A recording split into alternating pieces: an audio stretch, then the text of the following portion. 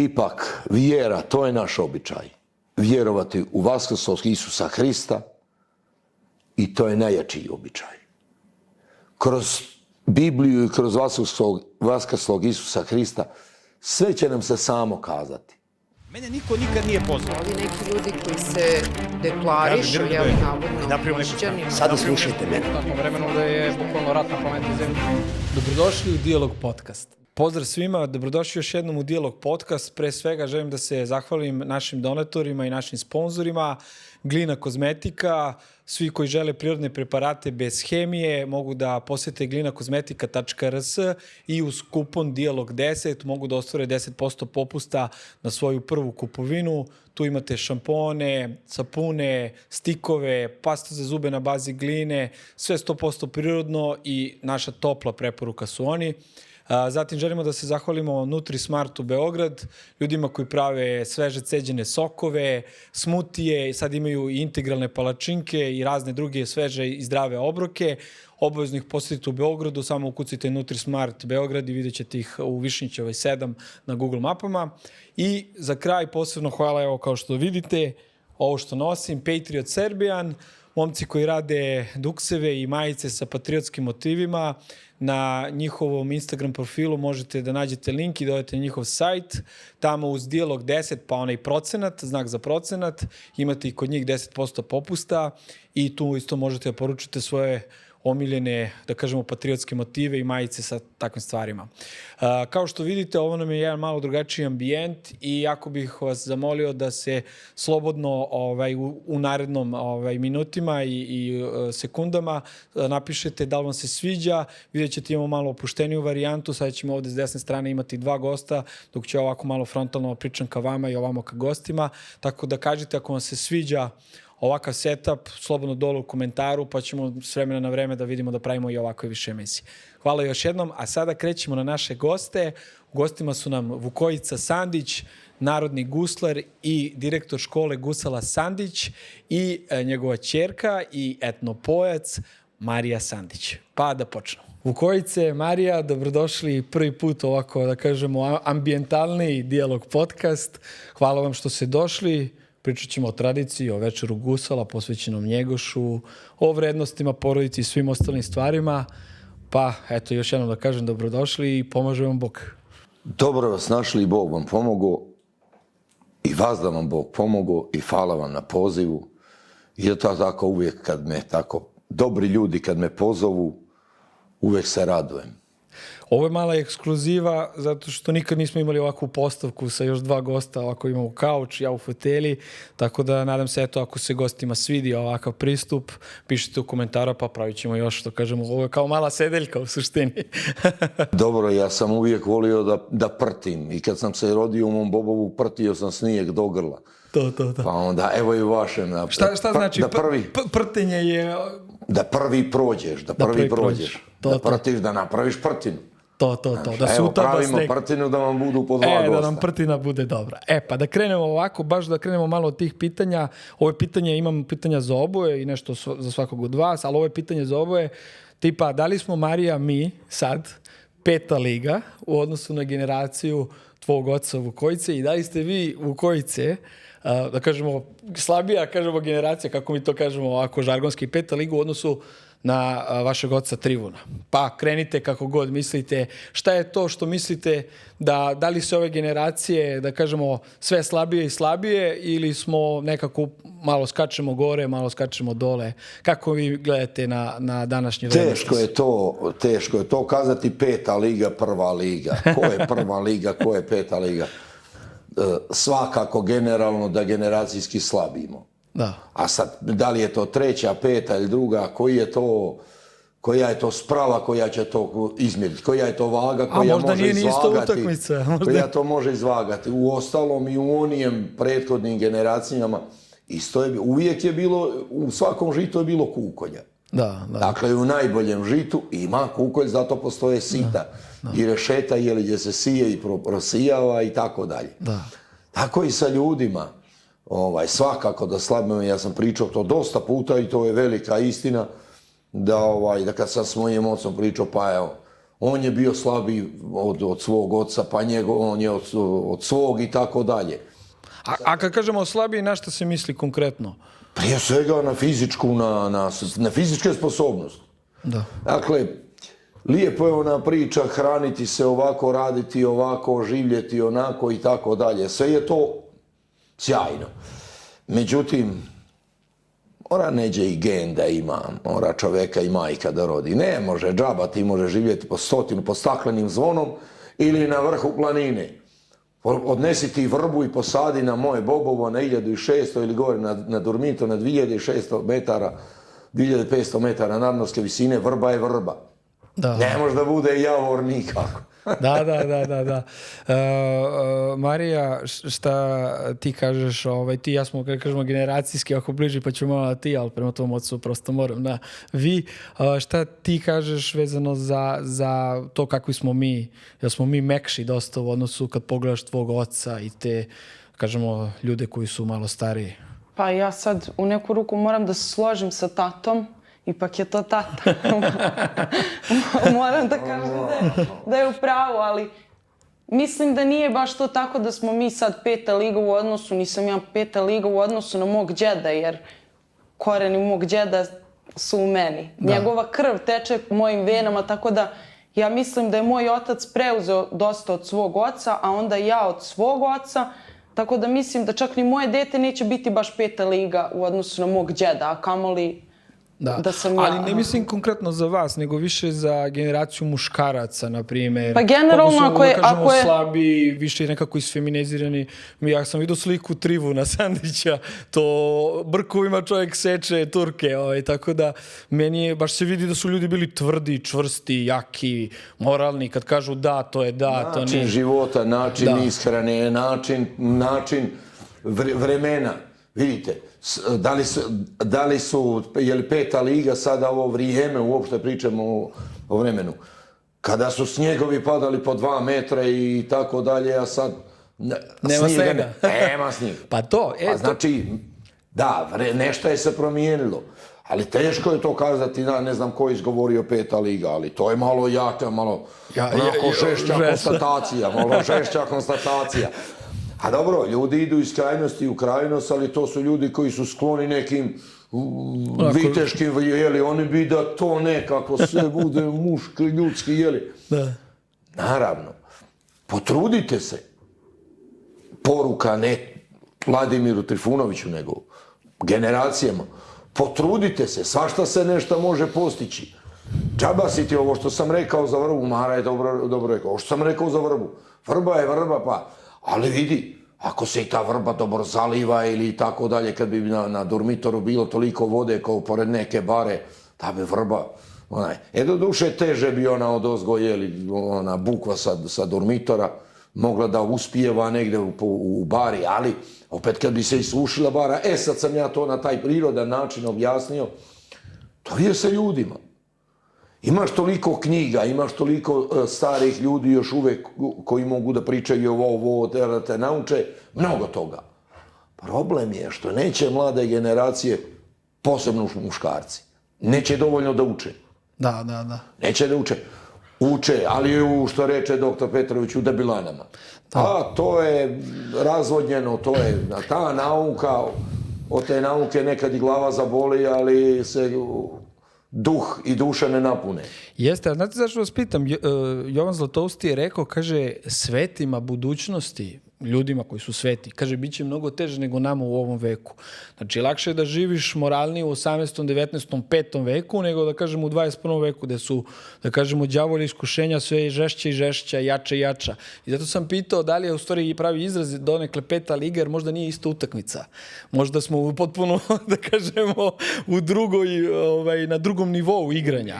Da, pa baš zbog toga sam vas i pitao, jer upravo, da kažemo, vrba, ali krene, ne znam, neko sad toplotno ovo zagrevanje i ne znam, priroda krene se urušava, džabe vrba ako se osuši zbog sunca, jer je ceo ambijent postao, da kažemo, teži za mlade. Pa jeste, ali jednom je tata meni rekao, kad sam je rekao, ali tata, to je sad normalno, to je svima normalno, a on kaže, Sine, normalno je bilo i pre 100 godina nešto. I to što je bilo normalno pre 100 godina i sad je to normalno.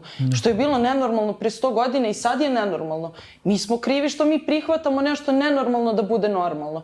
Tako da, ja mislim da ako mi se vodimo tim starim pravim vrednostima, da prosto teško da možemo mi da kažemo da neko može da ode u tu 5. ligu, ajde tako uslovno rečeno. A šta je danas što smo mi eto kao narod možda prihvatili kao normalno, a nije normalno ili obrnuto? Šta smo uspjeli da sačuvamo i dalje da i dalje se držimo tog u odnosu možda na zapad, na druge narode? Čuvati korijen, čuvati onu iskru u kamenu, kako ja to volim da kažem, ko sačuva iskru u kamenu, ta će opet vatru naložiti.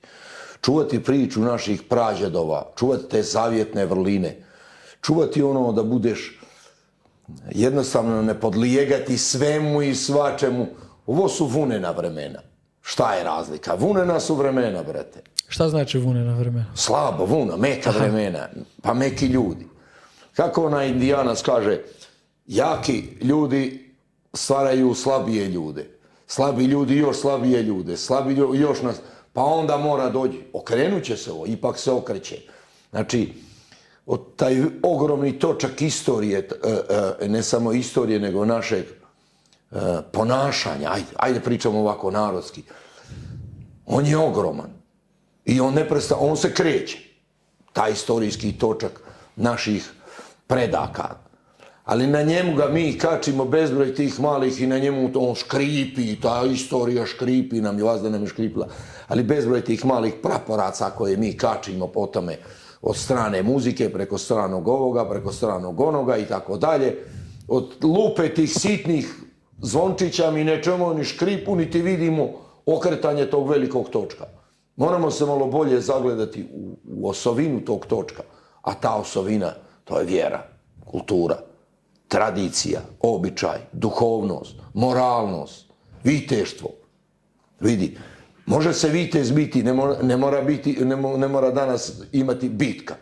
Pa da ja budem vitez da pripašem mač. Pripasat ću pero, pripasat ću reč, pripasat ću aparat, pa ću slikati viteški i to sve uraditi, ali neću promovisati loše ljudske vrijednosti. Izvini, tata, zato što te prekidam, ali baš imamo jednu situaciju zanimljivu, koju verujem da i tati zanimljivo da ispriča, on će i bolje od mene.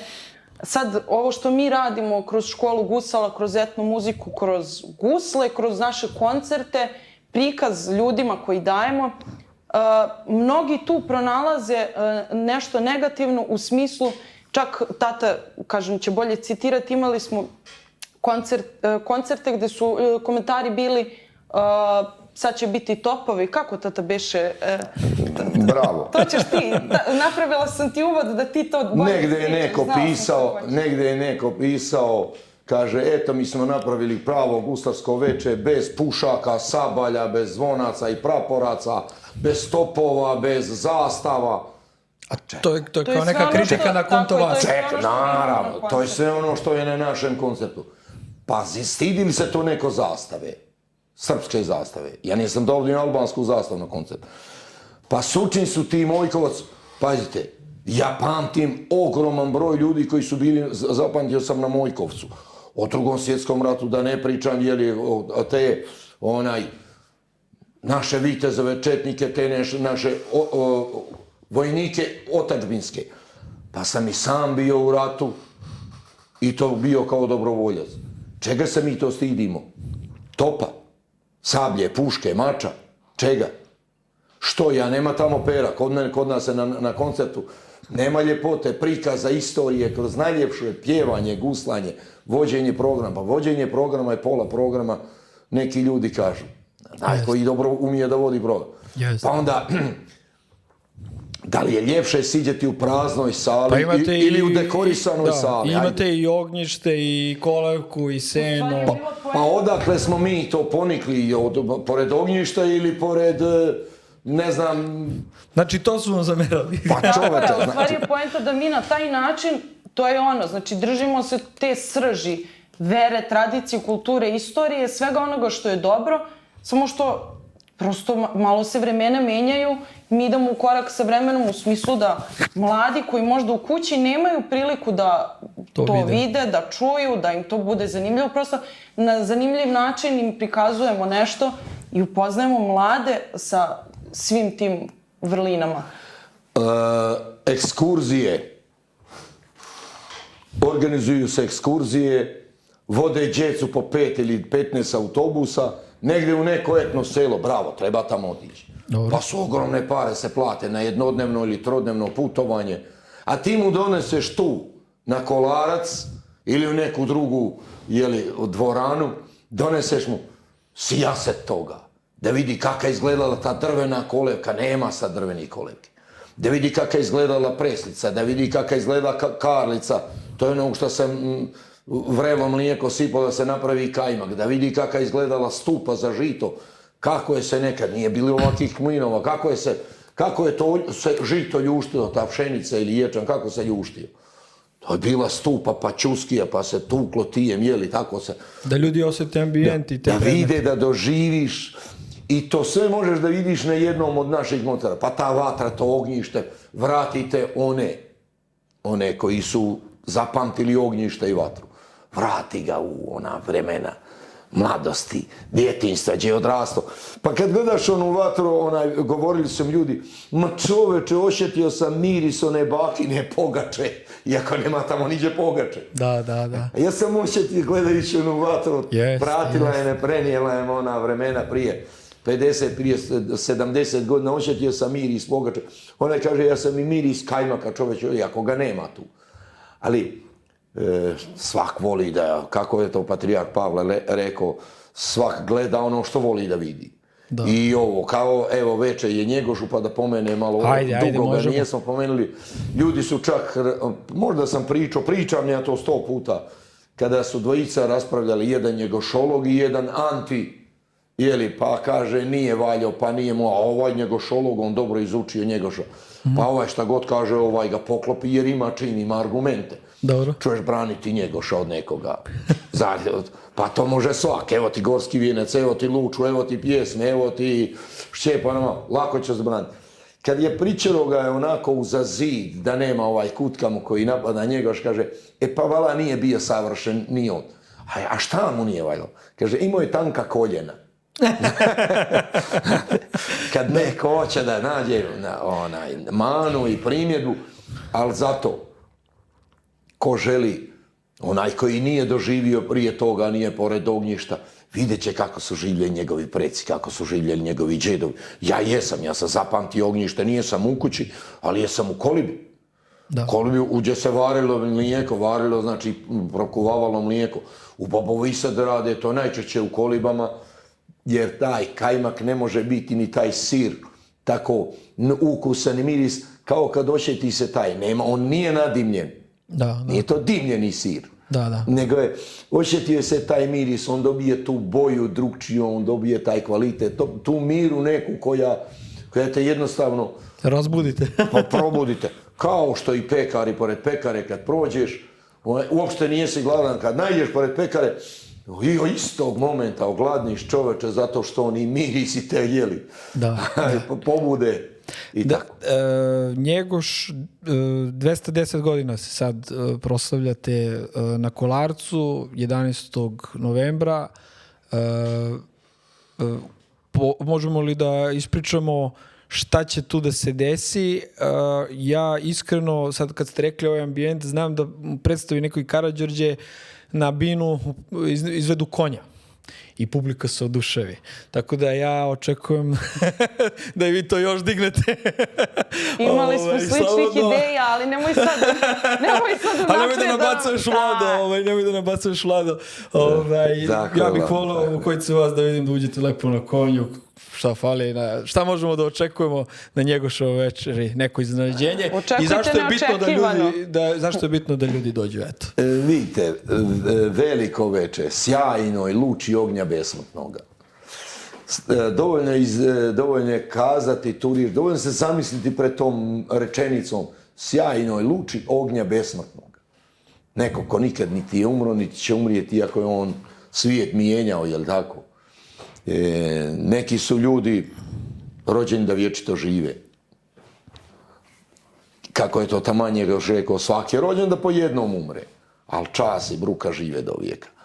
To što je Njegoš uradio, to ne da će živjeti do vijeka, nego će nadživjeti vremena. Prije svega moram da se pohvalim, ajde ako se to tako kaže, i nije tako, nego eto, slava Bogu, prepoznaju ljudi šta radi škola Gusala Sandić, šta ja radim sa svojim ćerkama, sa svojim guslarima, sa svojim iskrenim saradnicima kao što je Milan Vuković, Aleksa, Petar, ne znam, Uroš Vojvod i tako dalje, ima nas mogu, neće oni da zamjere što ih neću svijet pomenuti, neće zamjeriti. Pa ja sam rekao sa svojim ćerkama, a dobro, Mara je moj sin, pardon. Sa svojim ćerkama i sa svojim sinom. Ti si ćero, tati sin. To, bravo. Tako da a neće zamjeriti zato što znaju da bi ja sad trebao da nabrajam sat vremena imena. Posebno emisiju ćemo. Da bi ih sve nabrojao, nego eto tako, ali ne pomenuti stvarno Milana, Uroša i tako te Miloša, koji su moji bliski saradnici, koji u svakom momentu su u podne, u ponoći spremni da tu pritrče, da urade šta treba, koliko treba i tako dalje. Eto, i sa njima sam zajedno, radili smo i napravili smo to što smo napravili za naš narod. Kažu za Srpsku pravoslavnu crkvu. Da, jeste za crkvu. Ali je li ta Srpska pravoslavna crkva čija? Pa to ne za narod radimo, čoveče. To moraju ljudi malo dublje da uđu u razmišljanja. Mi smo narod u srpskome, jer ta srpska crkva, mi sve što crkvi prilažemo, što se u crkvu ulaže, Bogu se pozajmlje, jel tako? Ne prave se, ne zidaju hramovi i crkve Bogu.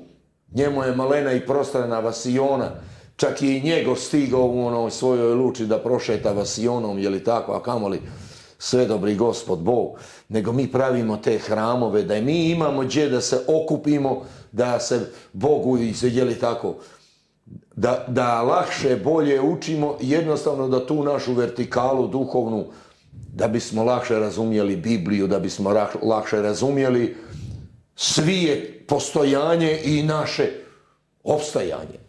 Da. Nama crkva treba. Eto, dobili smo sad ovo malo uši da ispričam gramatu od Srpske pravoslavne crkve od patrijarha Porfirija, gospodina patrijarha Porfirija i njegova svetost nam je blagoslovila ovo veče Njegošu i najvjerovatnije, ja neukusno je reći da će doći, a da ne dođe, ali je rekao ako ne spriječi nešto, ali zvanično i tako dalje. Tako da će vjerovatno otvoriti veče. Dobro, to ostaje možda, neka bude to. Eto, mala ekskluziva ili... Tako, ali je lepo. Ali zato smo sad jedni u programu će učestvati najbolji guslari današnjice. E sad, možda će se neko zamjeriti, pa zar je onaj bolji od mene? Pa ne mogu svi. Onda bi to bio festival. Da, naravno. Onda bi to bio festival ako bi svi. Ali koji učestvuju, to su najbolji guslari današnjice, na festivalima ćemo gledati jesu li ili nijesu, ali sve su to prvaci, sve su to sjajni, najbolji guslari škole. Sve neću nabrojati, ali moram nabrojati ove goste, znači Saša Laketić, Boško Vujačić, Srđan Avdalović, pa desetostruki prvak Maksimo Vojvodić, pa možda trenutno najoštrije pero epske poezije Slavko Perošević. I da ne nabrajam, neka ostane ponešta i da se kaže, bit će tu onaj naš ustaljeni folklorno-duhovni igrokaz. Etnopojci. I onda, a sve to na početku da otvori moj sin Mara i da zatvori moj sin Marija Mara. Šara. Jel možemo odmah taman i da najavimo, mi ćemo da podelimo 6 karata i 3 ove majice, evo čisto da vidite, ako ja malo se dignem da ne bude, ovo su majice vaše škole Gusala Sandić, koje su skoro već rasprodale, ljudi mogu da nabave ovo preko vaših profila na Instagramu i eto, svako ko napiše, ajmo da kažemo najlepše stihove u komentaru ispod i obavezno Njegoša spomene, učestvuje da bude izabran od Vukojice iz stručnog žirija nagrade. Znači svako dobija po jednu majicu i 2 karte i to ćemo 3 puta uraditi. Znači 3 majice i 6 karata. Tako da, eto da... Bravo, samo da ispravim, samo da ne ostane nedorečeno kod tih majica. To sam ja uradio, naravno, naša i moja ideja, i ovi momci su prihvatili obje ručke i mi smo radili jedan dobar broj tih majica i radili smo ih isključivo za naše potrebe, znači naše učenike. Na majici ko ne vidi piše, to je u stvari na našoj članskoj karti piše zakletvu kad polaže, kad pristupa školi gusala, zaklinjem se časnim krstom i precima vrlim svojim, gusala ću čast čuvati dokle živim i postojim. I to je zakletva koju polažu kada se učlanjuju u školu gusala, to jest kad ih primimo zvanično u školu gusala. E sada, mi smo to uradili da kad primi člansku kartu da dobije i majicu. Međutim, ne odazivaju se, dosta njih ima koji nemaju vremena i misli da je dovoljno što je bio 3 mjeseca, naučio tamo nešto kme i misli da mu je dovoljno. I ne dolaze. Tako da je ostao, pojavio se višak majica. Naravno, mi u Vazdi možemo doštampati, ali eto, to su te majice koje ćemo i pokloniti i koje će mi biti čast kad Vladimira vidim na kolarcu u ovoj majici. Ja sam u prvim redovima. Ali moram da pitam malo i Mariju. Marija, kako pozivaš mlade ili kako svoje vršnjake pozivaš, na primjer, na ovakvu manifestaciju? Evo, upravo ono što smo pričali, nekad nešto što je bilo normalno, sad je nenormalno. Ja kad kažem i ljudi idemo, slušamo gusle, gde ćeš ti gusle, ja još bivši DJ bio, si ti normalan, šta je tebi u glavi, kao bolje da ne znam šta radim, ali kako mladima to, kako ti približavaš, kako s njima da, ko možda eto nije siguran, nikad nije čuo, zna nešto to djedovi, to je nešto ovako da kažemo malo teško da se sluša, kako ti pozivaš ljude na takve manifestacije i kako ljude treba inače mlađe pozivati? Pa generalno mi u školi gusala svi, ima nas dosta mladih, da kažem, i u posljednje vrijeme smo doneli neki novi nivo, pod znacima navoda, jeste. Mnogo je lakše da mlad čovjek utiče na mladog čovjeka, kao što je tati sigurno lakše da stupi u kontakt i da nađe zajednički jezik sa nekim koji je njegovih godinama, iako je tata moj mlad, duhom, ali po godinama sigurno se lakše snalazi sa starijim ljudima nego sa mlađima. Tako da mi u stvari samo kroz primjer pokazujemo kako je nama to lepo, kako uživamo i mlade to dosta privlači i ta neki vid razmišljanja privlači mlade u smislu da pa to nije toliko dosadno. Vidiš, oni snimaju Reels, na primjer, ti Reelsevi na Instagramu, tata do skoro nije znao šta je Reels, a sada je on taj prvi koji govori, sine, kad ćemo da snimamo Reels za školu gusala, kad ćemo da najavimo koncert Reelsom, zato što je to postalo zanimljivo. Tako da je mladima to vrlo zanimljivo, društvene mreže su jedan... Dakle, i starima vidiš da stari prihvataju, samo ih treba uputiti, također i mlade treba uputiti na gusle. Ja sam lepo rekla, ti si mlad duhom, ti ne spadaš u tu kategoriju, molim te, ti si druga... Ali Marija, da li deluje kao da mladima je sad sve to nekako cool i da kažemo in, jer oni prvi put se susreću sa tim tradicionalnim motivima, to je njima neki nov svet. Ne znam da ste vidjeli, evo na primjer Air Srbija isto uvela ove nove kao uniforme gde su potpuno tradicionalni neki motivi i tako dalje. I onda kad vas ljudi vide u tim odorama i svemu tome, njima je to, neću kažem maskembal, ali mi je jako onako drugačije uniforma. To je onaj točak koji je tata malo prespominjao, ipak se okreće. U nekom trenutku je to bilo u totalnom zapečku, pa sad malo po malo. Ima mnogo mladih guslara u posljednje vrijeme i sad logično je da će im biti zanimljivije kada vide, opet se vraćam na to, neko je video mladog guslara, pa kako može on, mogu i ja, kao i za etne pesme. Ja se bavim time od stvarno najranijeg svog detinjstva i sigurno da će mnogo biti lakše nekoj devojčici da se poistoveti sa mnom koja je mojih godina ili mlađa ili znači tu neka generacija. Sigurno da će biti lakše, zanimljivije da se poistoveti sa mnom i da je to postane nekako možda čak i zanimljivije od ovoga što nam se toliko nameće, jer smatram da su etno pesme Gusa bile u zapečku, a da nam je sve ovo bilo nametnuto, da mi toliko i ne volimo te narodnjake turbo folk, koliko su nam oni nego je to prosto previše u medijima. To je ono što je konstantno, pod znacima navoda iskače iz frižidera.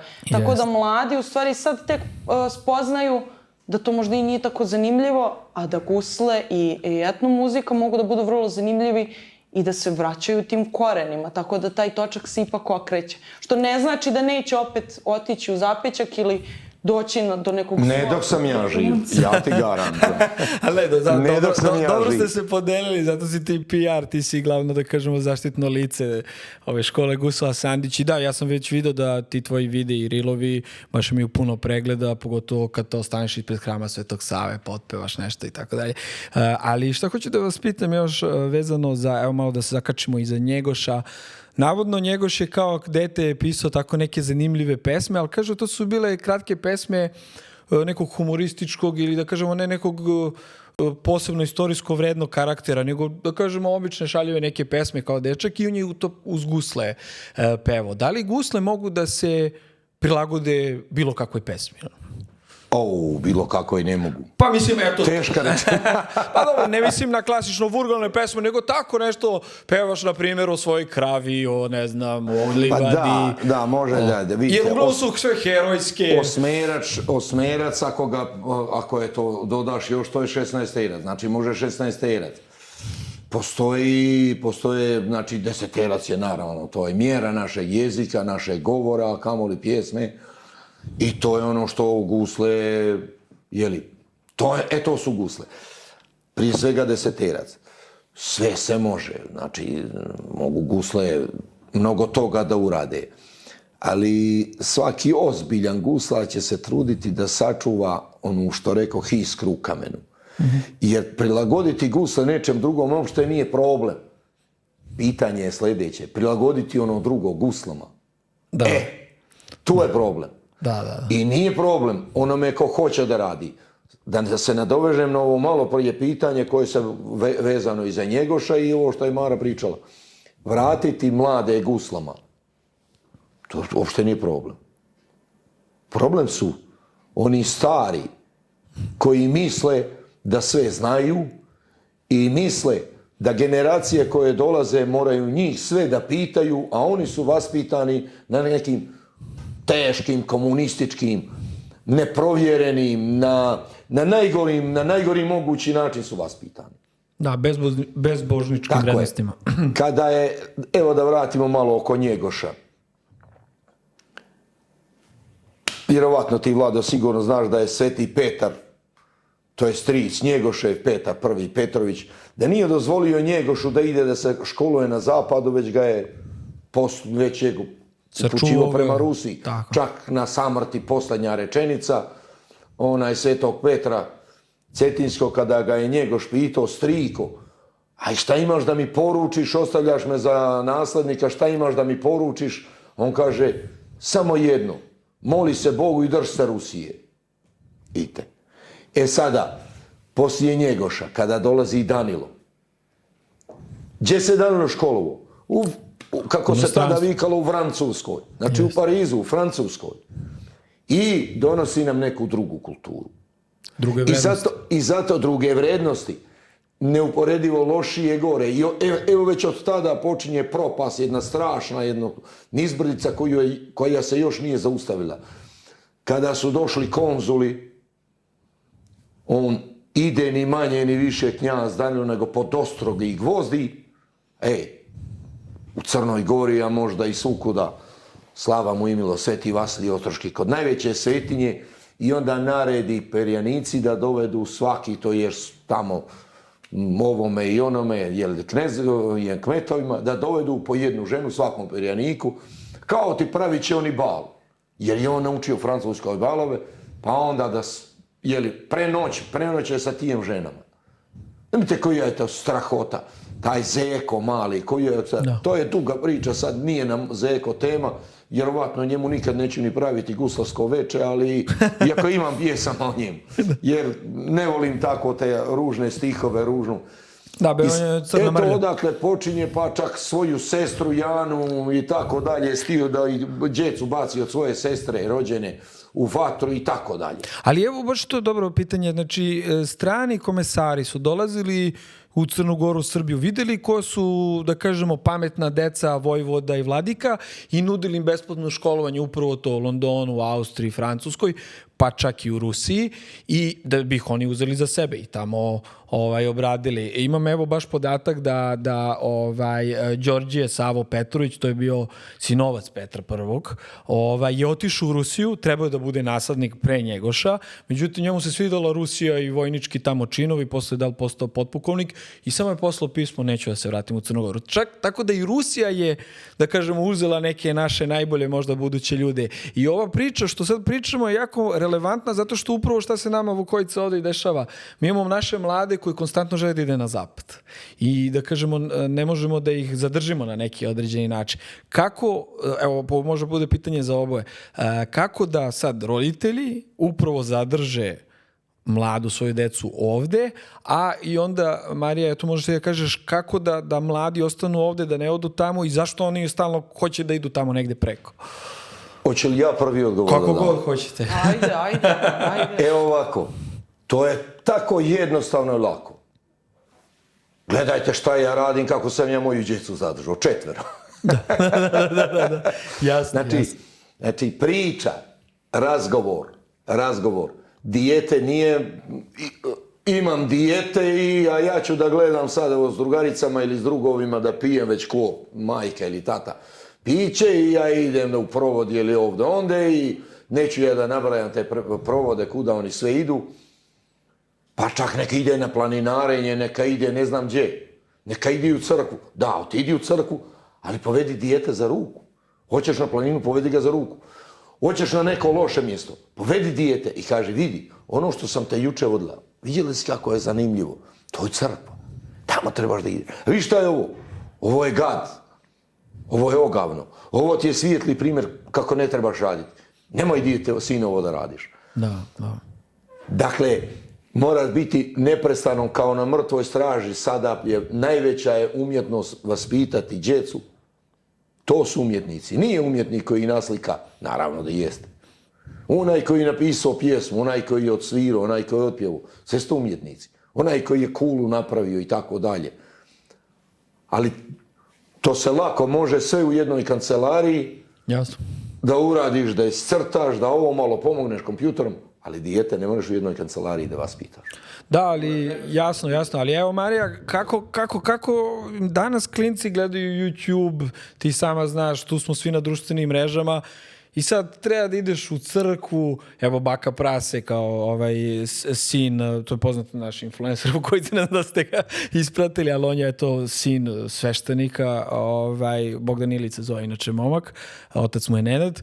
On kaže, pa mene tata vodi u crkvu, ja sam išao to po liturgijama, ja sam sve to radio, kaže, meni to nije bilo zanimljivo. I onda je on otišao u, da kažemo, evo sad reklamira kockarnice. Pa znaš kako, Vlado, sad, evo, posle tate je malo teško i pričati, realno.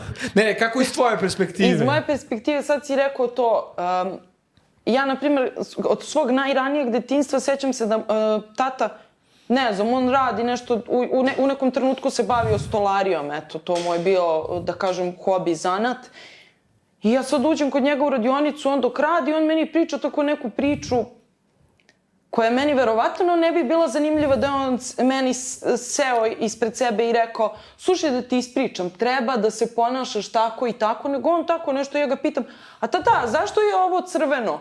Pa mi on daje odgovor, znači uvek je smišljao neke zanimljive odgovore, nešto što će u tom trenutku, u tom uzrastu meni biti zanimljivo. A kad sam porasla, onda su te priče naravno išle na neki malo veći nivo, ali su se uvek držale tog nekog, te neke srži, da kažem, uvek je to bilo zanimljivo, ali na način na koji ja mogu da razumem. Jer ne može on da razgovara sa detetom od 4 ili 16 godina kao sa čovekom od 40 ili 50. Tako da uvek mi je kroz primjere davao zanimljive priče i ja stalno, mislim... Ali može neka zanimljiva priča? Evo, malo pre snimanja smo spomenuli ovu za kravu ili tako da, neku sličnu, slobodno, ajde ispričaj nam jedno da čuju ljudi. Rekao si da ispričam malo pre, eto, da uputimo gledalce. Pre nego što je počela emisija, ispričala sam priču ovde kako sad stavio Vlada ovde kolače ispred mene. Ja kažem, joj Vlado, ja sam uvek na nekim dijetama, A kad sam bila srednja škola, bila sam dosta gojaznija nego sada i uvek sam kuburila sa tim kilogramima i dan danas, a to je neka druga tema. I kad sam bila tako srednja škola, ja se... Nemoj, tata, nije sve o fizičkom izgledu. I onda... Tako da u tim nekim trenucima, onako, sad klinka sam, i ne znam, ja sam videla negde da treba da se jede puno voća, puno povrća, da bude raznovrsna ishrana, da se doručkuju ovsene kaše, ne znam. I ja sad, okej, jedem ja za doručak ovsenu kašu ili napravim ja činiju ovako. Može cijela porodica da jede. Pa prođe malo vremena, pa tata dođe i ja sedim kao sad mi je užina i jedem voćnu salatu, ja isekam pola kile voća. Sedim, gledam TV i jedem voće. I onda on tako nekoliko dana ulazi, gleda me i kaže, sine, šta jedeš to? Ja kažem, pa tata, jedem zdravo, ali nikako ne mogu da smršam. Znači, to je strašno, nikako ne... On meni ovako kaže, sine, da te tata pita nešto. Šta ti misliš? Je li krava debela? Pa ja kažem, pa jeste. Pa čime se krava hrani? Ja kažem, pa ne znam, jede travu, jede seno. Sine, zašto je onda krava debela? Ja kažem, pa ne znam, tata jede zdravo travu, seno. Pa jede puno trave i puno sena. Se manji malo. Ali sve kroz pitanja, dobro. Tako je, sve je bilo. Znači, apsolutno, uvek je bilo tako. Čak i to, spomenula sam, uvek me uče, znači nikad neću zaboraviti pesmice koje je on mene naučio kad sam ja bila, imala sam 3 godine. Ja se sećam, stara baka, leđa nejaka, godine su noge, zgurila se baka, sad da ne pripričam pesmicu. A meni je to ostalo od kad se, jedva se sećam tih dana, ali pesmica mi je ostala upamćena. On je to konstantno ponavljao meni nekako na vrlo zanimljiv način. Uvek se dovijao nekih zanimljivih, interesantnih stvari.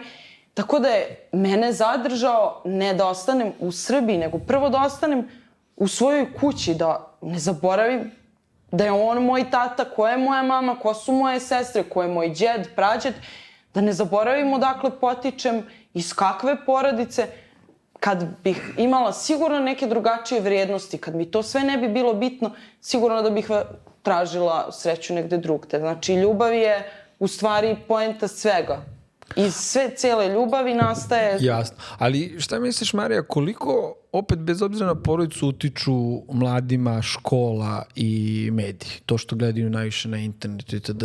Jer baš sad hoću malo da popričamo i o tim vrednostima i kako vas pitati i zaštititi decu, jer roditelji se baš muču u poslednje vreme i ovo što vi kažete, Vukojica umetnik je stvarno čovjek koji podigne jedno čestito pošteno dete, ali ovde došli smo do momenta da ljudi ne mogu da prežive i da provedu adekvatno uopšte vreme s detetom. Ja kad sam bio na nekom školskom sastanku predsednik roditelja, pa ne znam, zamenik direktorke, ja sam izneo podatke da sa decom od 6. do 17. godine majka provodi između 42 i 43 minuta u totalu, a otac 26 do 27 minuta. Od toga 70% ide na one fiziološke potrebe. Da li si jeo, sine, da li si ovo, on dođe iz škole, 8 sati u školi, ajde na trening, ajde na ovo, uveče malo popričaju šta je bilo ovo, on u sobu, tablet, telefon i onda prođe 18-20 godina i kaže, ja moje dete ne prepoznajem. Pa nisi ni tehnički ni bio s njim. Pa ja mogu da kažem sad... Slobodno nadoveži se. Samo da kažem kratko, pa će tata reći šta on misli. Ja se sećam kad je prvi reality program, pa ja možda sam imala 5 ili 6 godina, sestre su sve starije od mene, najstarija je tad već bila možda srednja škola. To je bilo nešto, mislim, niko nije do tada to video, to je nešto neočekivano u Srbiji, do tada je bilo i nekih normalnih kanala i sve. Međutim, pojavljaju se reality program i to je svima zanimljivo odjednom. Da. Do te mere naš otac bio radikalan da je on nama televizor izbacio iz kuće, stavio ga u radionicu. Da mi nismo imali televizor da gledamo i onda krišom, večeras je finale tog reality programa, svi gledaju i sestra kao, kako da pobegnemo, da gledamo, moramo u radionici nekako da nađemo utičnicu, da upadamo televiziju. Tata, ne, ali ne možete to da gledate, I naravno da svojim primjerom, meni sada to nije zanimljivo da gledam. Da, ali upravo to, celo društvo krene na priču u školi, počne se to priča, odeš kod komšike, ona priča o tome i ti sad kao da si izopšten iz društva zato što ceo svet oko tebe to radi. Išao sam kod, neću pominjati, kod dragih ljudi, ajde sad, jesu li prijatelji ili kumovi ili rođaci, nije bitno, odem na krsnu slavu. Došli, šta ćete popiti? Sačekajte, žena pita, ajde ponudi ljude rakijom, ponudi pićem, ne. Šta će, neko sok, piće, vino, rakiju, šta će? Čekaj, samo da se ova scena završi. I ja kažem, ženo, ti ako hoćeš sjediti, nek se završi i život, ali ja pored ovoga sjediti nisam došao da gledam TV, ja ga imam i kući, mogao sam ga uključiti da sam stio. Ušao sam, pardon, nisam stio ljudima na slavi da ostane. Da. To njegovo dijete od tog čoveka je toliko bilo šokirano, oni su bili šokirani. To dijete je postalo jedno od najboljih mamaka. A sestra mu jedna od najboljih devojaka. Zato što su, eto, napravio taj prelom, taj moj jedan čin, koji ja ne smatram nešto, to je meni normalna pojava. Neću čoveče da šedim ja u tvojoj kući, da ti gledaš televizor i sad ja trebam tu nešto, idem kući i neću da te gledam. Djeca više nisu htjela gledati ni televizor, ni ovo. Nema tablet, nema telefon, ima koliko ima ono najosnovnije, najpotrebnije. Naravno, da uđe neki put, ali telefon koristi, ovo što ti malo prije reče, 15-20 minuta dnevno koristi telefon, 24 sata. To nije nenormalno. Trebaju nam telefoni, treba nam internet, trebaju nam društvene mreže. Naravno, gledamo, eto, neki pametan program, ovo slušamo. Naravno. Da, ali pošto svaki dan nema pametnog programa, u prosjeku je dovoljno 20 minuta gledati dnevno i toliko se prosjek uvati pametnih programa u mjesec dana. Jest. Ne, pa to vas pitam baš zbog toga, zato što, da kažemo, roditeljima je jako teško da kao vas pitaju, nemaju nikakve smjernice, niko se i ne uči da bude, da kažemo, roditelj. I htio bih tu da vas pitam još u Kojice, eto, pa ćemo da pređemo na Njegoša, pošto sad je debata da li je Njegoš Srbin ili Crnogorac. Kako su, da li se sjećate nešto što je vaš možda prađed ili otac govorio možda majci o vaspitanju dece, ste onako načuli krišom, pa kao to je bitno, pa ste onda posle pokušali da to prenesete na ćerke, na drugu decu, ipak vi niste otac samo 4 ćerke, tu još vaše dece, da kažemo, iz škole gusala. Ovako, odmah ti s nokta mogu tu odgovoriti, i moj otac i moja majka nikad nisu imali ništa krišom, nego te šede ili te zovne. A mislim od dece krišom? Ne, znači sve je, nema od dece, sve se mora znati, svi, gradilo se povjerenje. Da. Povjerenje je osnova zdrave porodice. Povjerenje.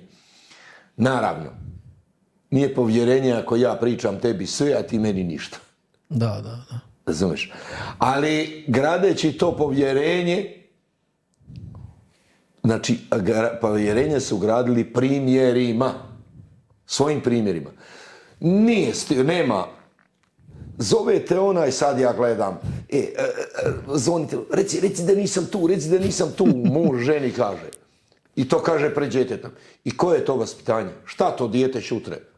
Šutre će dijete da ode na splav, na primjer, a otac zabranio na splav. Ona će događati da kaže, nisam na splav, nisam s tobom, i tako dalje. Da. Dakle, naučio sam da djeci treba otvoreno sa djecom razgovarati. I učio djecu da otvoreno sa mnom razgovaraju, jer sam to od roditelja učio.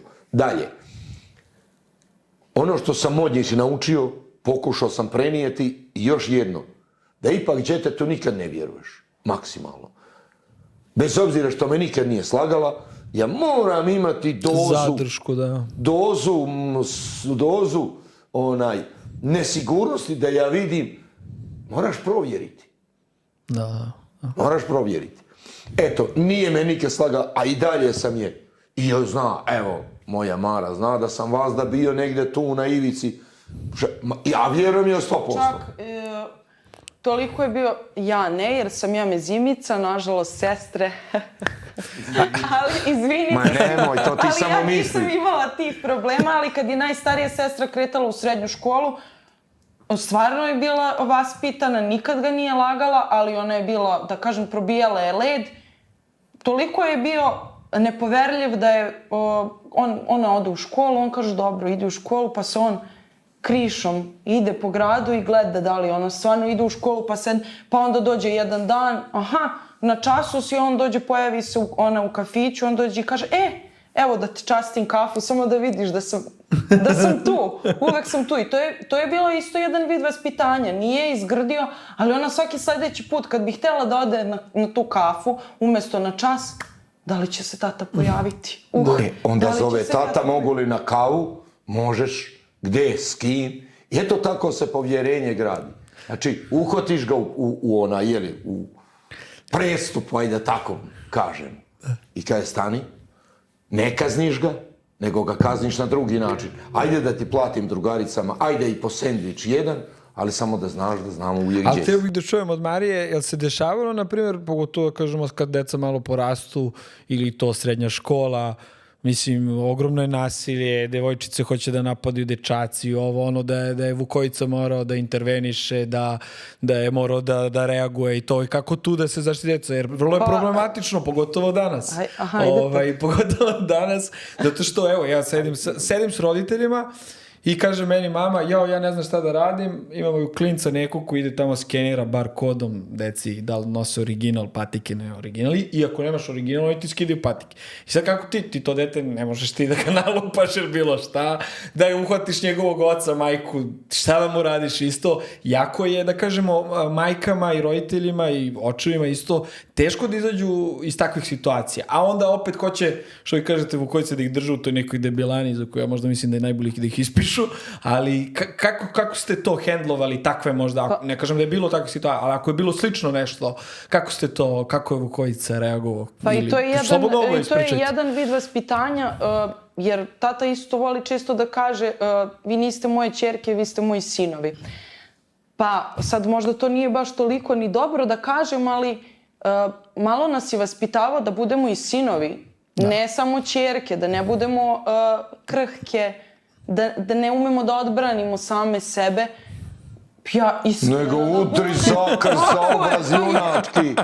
Hulite je imena Hristova da krstimo. Tako je bilo, tako je stvarno bilo. Da znate da odgovorite, da. Jeste, tako da ja nikad nisam imala, hvala Bogu, nisam imala tih problema jer smatram da sam bila takva ličnost da uopšte nisam dozvoljavala takve neke stvari. Naravno da je bilo tih nekih dečijih prepirki, čarke, ali to je naravno, mislim, to je suludo bilo mešati roditelje.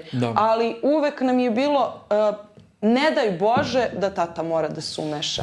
Eto, to je bilo, ako je neka situacija... Vukojice, vi ste više trenirali boks, jel tako? Vidi Vlado, kada je neko ugrožen i tebe šutra da neko napadne, ja bi tebe branio na svoje dijete. Jasno. A to da li je ona i da li je to malo dijete ili... Naravno, sve se ide, brate, pa zna se kako se ide. Dobar dan, mali, nemoj ovu djecu da diraš više šutri dan kod roditelja, to jest kod tamo pedagoga. Pa znaš, ne moramo mu ništa.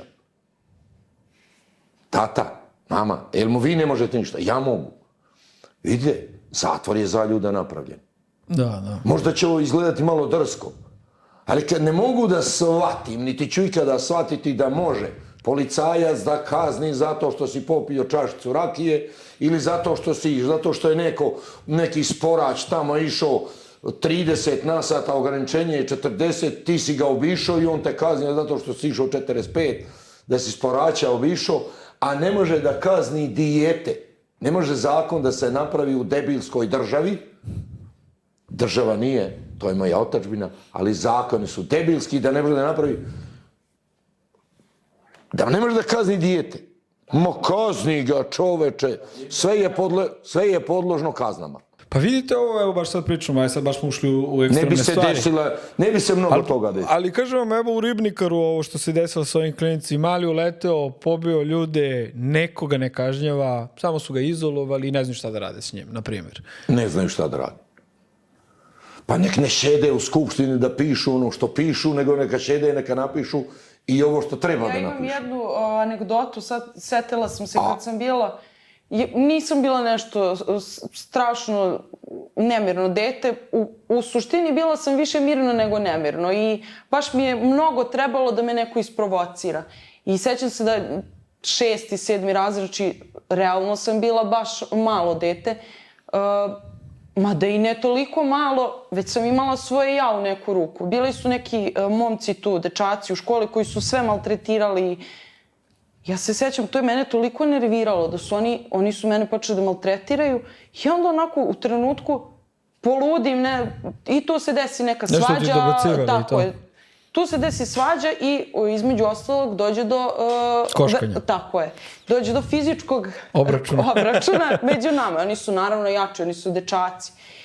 Mama koja je to saznala pre tate, ona napravi čitav skandal. Šta? Katastrofa. Vidjet ćeš kad ti otac dođe kući, ima katastrofa. To je bilo, ja sedim kući i plačem. Tresem se i čekam da tata dođe. Ja došla iz škole, nije mi dobro. Tata dolazi kući i mama ovako, Vukojica, da znaš šta se danas desilo u školi. I ja onako već tresem se i dalje. Ti se više plašiš tatine reakcije. Ja sad očekujem da će tata da... I on kaže, šta je sine, šta je bilo? Ja kažem, tata, onako kroz suze. On kaže, pa šta je bilo? Ja kažem, tata, ja sam se pobila u školi. A on ovako kaže, s kim? Ja kažem, sa 1-2 dečaka, oni su mene dirali. A on ovako kaže, jesi ih prebila? Ja kažem, pa jesam. A on ovako kaže, jesu te prvi dirali? Jesu. Bravo, sine. Tako da je to bilo... Vukojica je vama govorio, sine, deco, nemojte bijeti decu. Nikad nemoj da napadaš prva ako te neko dira, odbrani se i rukama i nogama ako treba. Jasno. Pa dobro, ipak je to da kažemo vruća krv s bobova, nema tu. Pa ne, eto, malo smo ovako se pošalili, ali stvarno je izazov da se čovjek izbegne sve te stvari.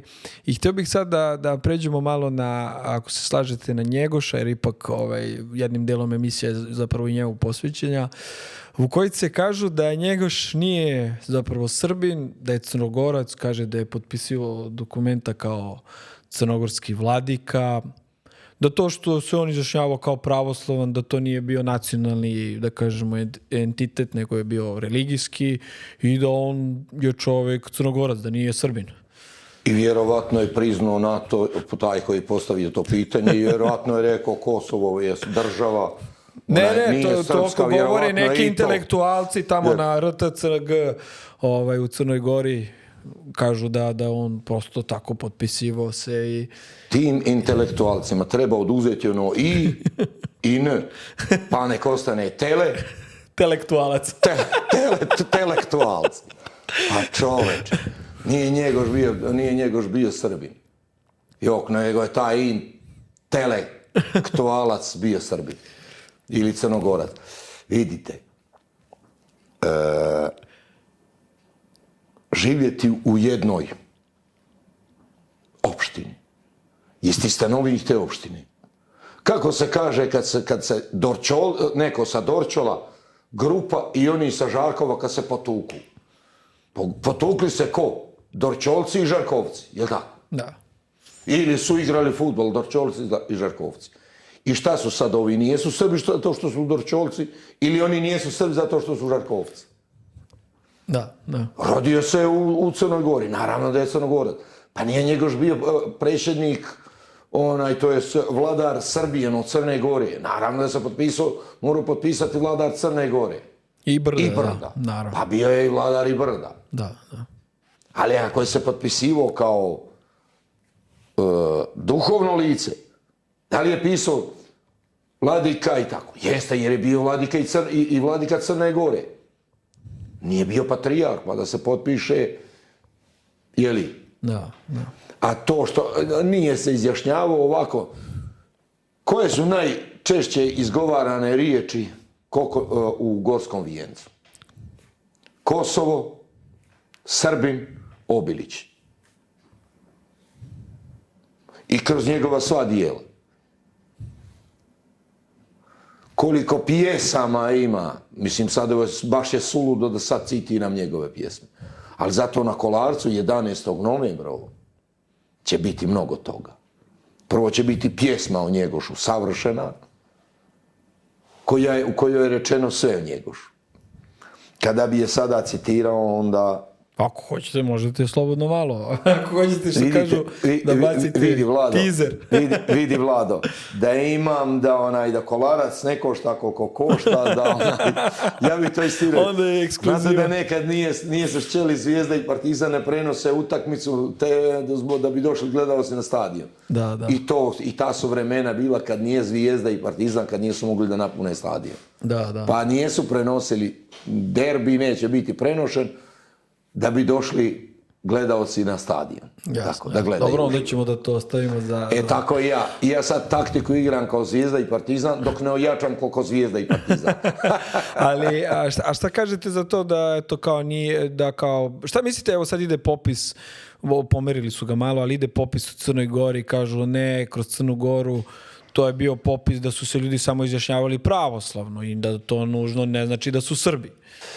Ja ću ispričati o tom popisu što je se desilo u mojoj kući. Kada je neki, tamo neću ga imenovati zbog njegovih potomaka, gdje su dobri momci, došao da popisuje i kad je moga džeda pitao, to je ono posle ratno vrijeme, tako ga zovu, posle Drugog svjetskog rata. I kad je pitao džeda, po popisu sve kako ide, kaže, nacionalnost, narodnost, džed kaže Srbin. Znate, svi se sad pišu, znate, to je sad moderno, svi pišu da su Crnogorci. Crnogorcem živim, državljanin sam Crne Gore, naravno. Ali sam Srbin. Pa ne možeš biti državljanin Crne Gore, a biti Srbin. Zna se šta je? Ali nisam ti rekao Srbijanac, nego Srbin.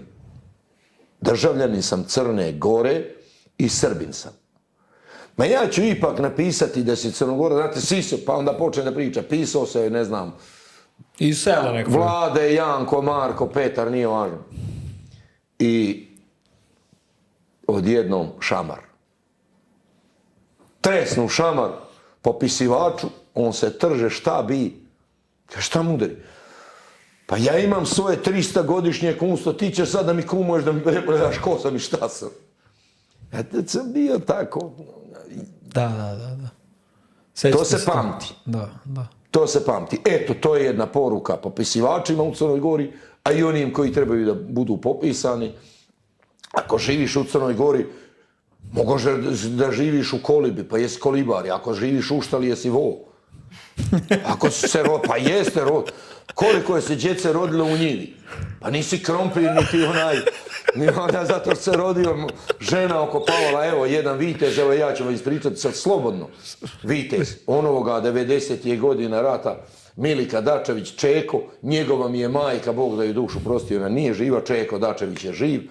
Ispričala je u mojoj kući makar 10 puta kako je vadili su krompir ili okopavali, nemoj me držati za riječ, mislim, vadili krompir, to znači neđe jesen bi trebao da mu je rođendan. I ona trudna i treba da se porađa. I kaže mužu, aj ti ovo malo skupi ove vreće, dok ja da se porodim. Ode, porodi se u kuću tu, pred kućom, vrati se da pomogne mužu pokupiti krompire i tako dalje. Šta, je li on krompir? Nije nego vitez čovjek.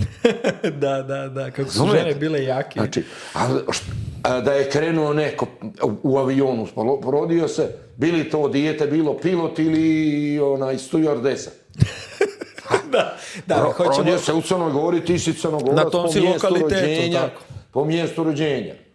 Moj se brat se šalio na tu temu, onda ja sam Pajo Bobovac.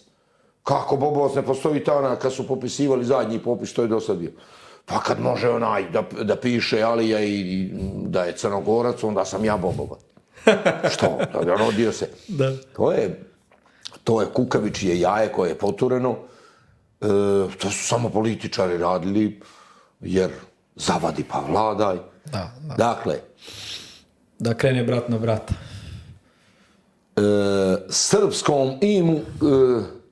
Srpskoj kapi svud ime pogibe. Njegoš, onda mislio sigurno Njegoš na one Srbe, eto tu neđe oko Avale, jeli? Da. Ma nemo. Da. Da pitam baš i Mariju, kako mladi... Dok nije se pitao, oprosti molim. Bukvalno će biti pjesma, bukvalno to za popis će biti pjesma, pa ko voli nek izvoli. Eto, bit će na Kolarcu 11. novembra u 19 sati, počinje večer, već neđe oko polovine programa će biti jedna velika... Nije sam stio da otkrivam sve, ali mi je malo, umiješ da isprovociraš, Vlad. Pa moram, to mi je posao. Srećem, to me fizički ne provocira. Ne, to vam posao. Čuo sam da ste boks trenirali, da ste jedan od najjačih ljudi u Srbiji, tako da ovako izgledate kao da ne biste mrava zgazili. Pa ne bi. Ako me ne. Ali hoću da pitam samo Mariju, pošto hoću da imam jedinstvenu priliku da imam dve perspektive, da kažemo mlađu i stariju perspektivu oko istih stvari. Kako mladi gledaju na to srpstvo Njegoša, kažeš ja sam Srbin, ja sam, ne znam, ja okačim zastavu i tako dalje. Jer kao da smo mi upravo ovo što je rekao i tvoj tata, kao da nam to malo glupo, znaš, kao nosiš sad majicu, srpska zastava, baš si kao malo, kao da si seljak ili tako nekako, kao to nije moderno i tako dalje. Kako ti vidiš kod mladih to? Pa Vlado, sad si ti doveo pogrešnu mladu osobu ovde. Ne, ja mislim iz tvog kretanja među ljude, među mlađe. Pošto ovako. ja više imam tih majica nego običnih. Tako da spavaš u zastavi.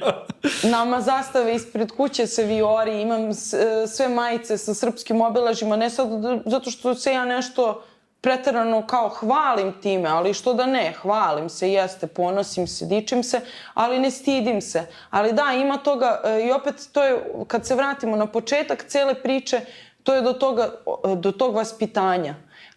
Ukoliko je meni u kući usađeno, znači meni cijelog života se priča o tome kao nečemu normalnom. Znači naravno da će meni to biti normalno, dok u kući nekih drugih ljudi, tih koji bi da se presele, da odu na zapad, da... Ne kažem ja da je na zapadu loše. Sigurno je nekome dobro i tamo. Meni je ovde dobro. Meni se sviđa ta majica sa srpskim obeležjem i ja to volim da nosim.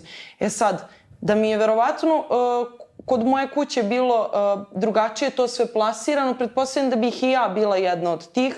Da. Međutim, zato ti kažem, ja nisam baš kompetentna da pričam na tu temu, ali... definitivno da mladi ne mogu da se identifikuju tako iz razloga što nemaju dobru potporu iz porodice. A i možda se i stide prosto, znaš. Pa stide se, naravno. Pogotovo ako su roditelji bili komunisti, mrzeli srpstvo i sad on treba nešto da... Pa naravno da se stide, kažem ti, to je apsolutno povezano sa time. Mislim, možemo mi sada, ali to je vrlo mali procenat ljudi kojima su u porodici bili da kaže, eto to komunistima, da to je sad... Gde se nije pričalo u porodici da sad mladi žele, da imaju želju, ali uglavnom to krene od roditelja. Da.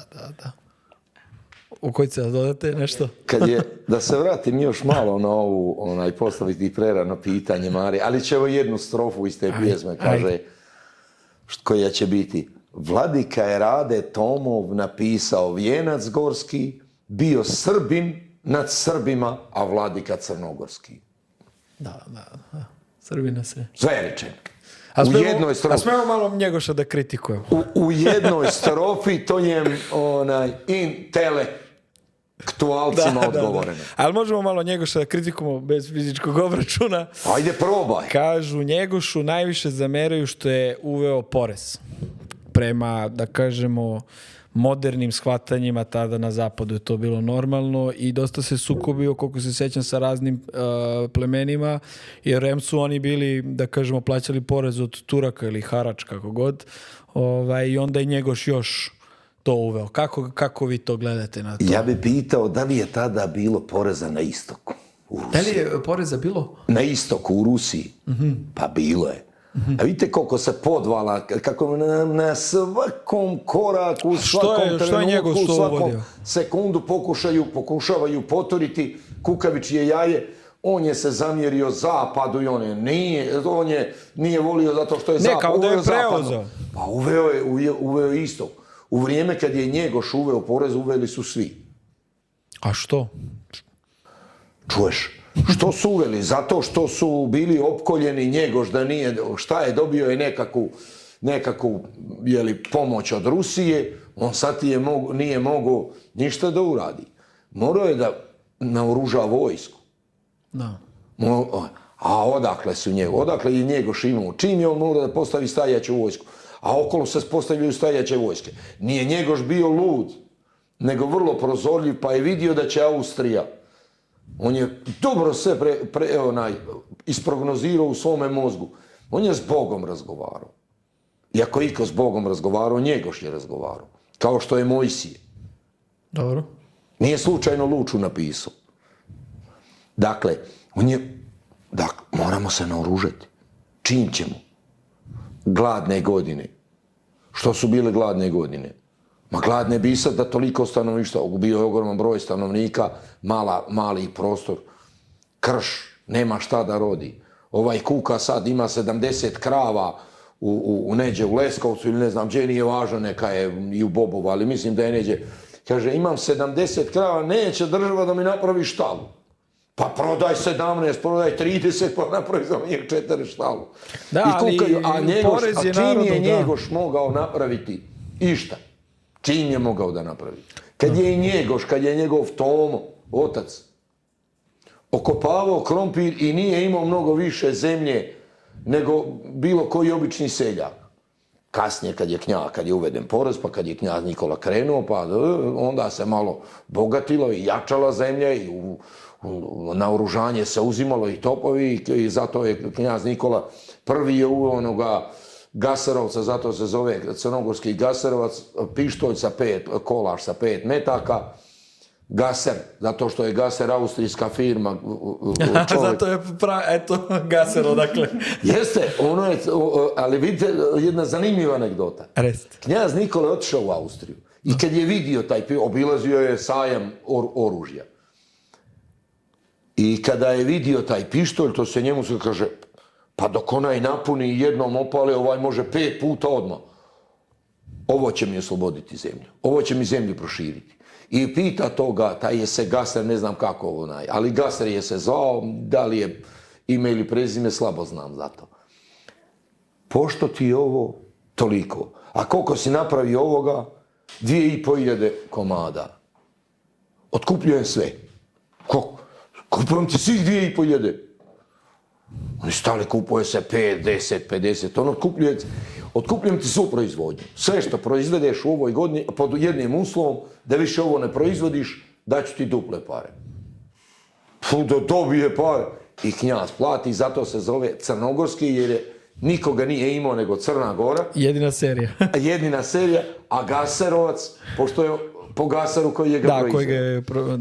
Eto, to su, ja sam sad namjerno malo krenuo. Da, ali mislim sad malo pokušavamo malo da kritikujemo Njegoša. Njegoš je i prodao 2 manastira koja tehnički nije mogu ni da kontroliše da bi kasnije nahranio narod, da kažemo tako da, ali taj porez znam da nisu mogli da mu oproste mnogi Crnogorci. I najgore stvar što je posle njega Zeko Mali, kako ga zovu, nastavio sa tim, nije se to prekinulo. Što se kaže, što u kuću treba, u crkvu se ne prilaže. Ili tako narod kaže. Da. Onaj Vlada vodi računa, smirio sam glas. Da, uzburkao sam strasti. Slušam. Znači, čim sam glas umirio, znači da su se strasti uzburkale. Ima jedna fina rečenica, kaže, ona glasi ovako, slušaj, deti rodo, nekad dete tvoje treske dok nije druge bilo. Da. Ako si je razumio. Da. Tako je jedan koji je počeo da krikuje, nekad dete tvoje natrskivanje galame dok nije druge bilo. Nema glave da joj nema mane. Da je Njegoš nije imao ni jednu manu, on bi bio Bog. On bi bio Bog sigurno. A znamo svi da nije Bog. Jasno. Dakle, vladati sada u ovim vremenima, u savremenom, najsavremenijem dobu u odnosu na Njegoša, čudesima i nebesima. i uporedi Njegoša s onim nepokornijim Crnogorcom koji nikome nije dao ni kamena sem kamena. I on je trebao da uvede, da pravi državu. Da li je trebala to da ostane, da ne bude država? Evo, ja bi pitao svakoga mudraca sadašnjeg. Da li je Crna Gora trebala da ostane onako plemena, svak za sebe i gotovo? Pa đavo bi ih ponio davno, ne bi ih ni bilo. Odavno ih ne bilo. S druge strane, da bi napravio državu onaj ja ne dam. Nije sam dava ni Turcima, ne dam ni tebi. Jasno. Što sad ti mudraci što kritikuju Njegoša, što plaća porez, što plaća struju, što plaća vodu? Čuš vodu da plaćaš, što plaćaš vodu? Što plaća porez uopšte sada, što ti ljudi plaćaju? Nije Njegoš treba uvoditi porez. onda ti ukini, nemoj ga plaćati. I ja ću ukinuti, ajmo da ukinemo. Ajmo sad da napravimo... Srbi dalje izbjegavaju porez. Drugo je da izbjegavali to nam je kulturološki, od Turaka namet ne volimo. Pa, brate, to je 180 godina od tog poreza. Da, 180. Od poreza. Da, od poreza, da. 180 godina. I toliko imamo disciplinu plaćanja poreza i opet nam skup porez. A zamislite kako je tada bilo. Znači, ne mogu se sabirati babe i žabe u prevodu, ne mogu se sabirati, gledati Njegoša u onom vremenu, iz ovog vremena i suditi mu iz ovog vremena. Jasne. Dakle, to samo more čovjek koji neće da se uključi mozak. Iz ovoga vremena suditi nekome kako je igrao fudbal prije 200 godina. Da. Treba se gledati kontekst, naravno.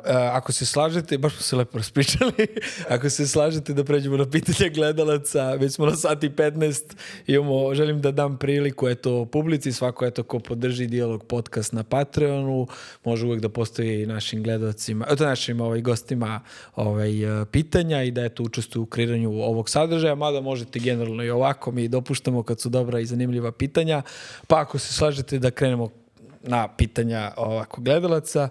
Imamo različita pitanja, pa ajde da krenemo ovako. Ima ih nešto grdlo, ćemo morati sva. Ne moramo sva. Dobro. Evo, pitanje prvo za Mariju, kada će da snimi pesmu? Dobro pitanje. Voljela bi ja da znam odgovor. Šta koči? Šalim se. Ne, pa imam neku pesmu već, baš kad sam došla ovde, ti si me pitao usmeno ovako, privatno, jedna pesma je u pripremi, pa možeš nadam se da će to biti... Možeš nešto malo da nam otpevaš?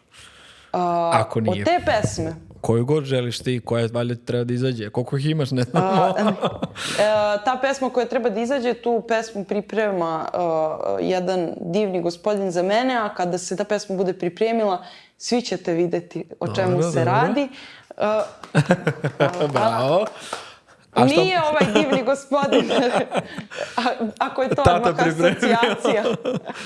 Kao, ostavimo nek razmišljaju.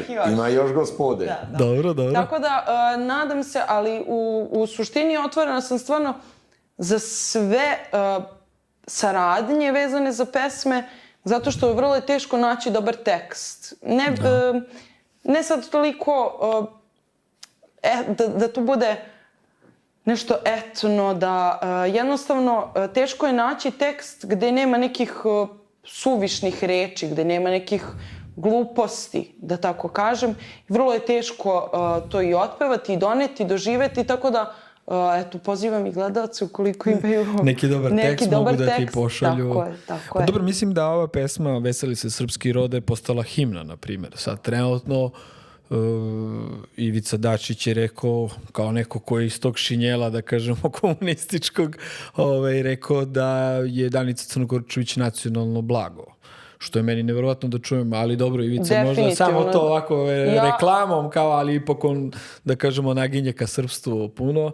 Ja bih rekao da svi etnopojci su nacionalno blago i svi gustori i svi vi što ovo radite, da to nema vrednost, ali eto, ako hoćeš možda neke omiljene stihove, znaš da ljudi vole da ti nešto kratko otpevaš, pa ako si voljna, ako nije glas otišao i nešto zaguslamo, ako nije problem, malo kratko.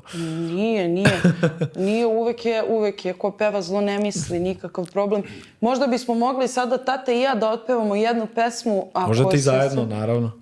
Da mi tata jednu podigne pesmu. Ajde, ako ste baš navalili. Pa moramo malo neke instrumente. Evo spontano, nismo očekivali da će ovako biti. Ali... Ja sam morao dok možda tvoj tata spremi instrument, imamo pitanje još jedno za tebe. Kako provodiš generalno slobodno vreme? Eto, ljudi vole da znaju. Slobodno vrijeme, veoma sam fokusirana na školu gusala. To ti je puno radno vrijeme. Jeste, ali volim da se družim, naravno, kao i svi mladi. Nema tu neke pretjerane razlike. Vrlo je bitno da sad svi radimo na sebi, da nekako stičemo nove veštine i znanja, pa u suštini nema tu neke pretjerane razlike u odnosu na živote drugih mladih. Jednostavno ne trošimo vrijeme uzalud, ali vremena baš i nema uvek. Pa dobro, da, svi mi imamo 24 sata. Ali možemo da nešto... Čekaj, mogu pripremiti gusle. Dobro, dok tvoj tata spremi gusle, imamo još jedno pitanje. Da li će Mara dolaziti češće u Bijeljinu zbog časa etno pevanja, pitaju? Pa, gde je tata, tu je Mara uglavnom. Tako da tata vrlo često ide u Bijeljinu, ima školu gusala i u Bijeljini. Ima zainteresovanih za etno pevanje i stvarno pozivam da se sve mlade devojke, a i momčići, muškarci prijave za školu gusala. Eto, to možda nisu znali da u školi gusala eto, postoji taj deo etno pesme, pa... Šta sve postoji, ako možeš kratko kaži? Ima etno pevanja, ima guslanja? Etno pevanje, guslanje, dvojnice, zdravice, besjede, sve ono što... Frula beše, ali tako? Jeste, sve ono što su naši stari preferiramo i danas. Odlično. U školi gusle. Odlično, eto da ljudi znaju da ne bude škola gusala i samo gusle tu, jer ljudi tako nekako percipiraju. Sve što vas asocira na prezime Sandić, to ima u školi gusala. Škola viteštva. Škola gusala, pa nek bude to Sandić, sve u tom jednom. Odlično. Šta ćete nam onda sad malo zapraviti i zasvirati? Ajde, pa ne na pamet. Hoćeš ti da me prati? Čija je livada, čiji sno bravi, čija je djevojčica u zelenoj travi. Draganova livada, Draganovi bravi, Draganova djevojčica u zelenoj travi.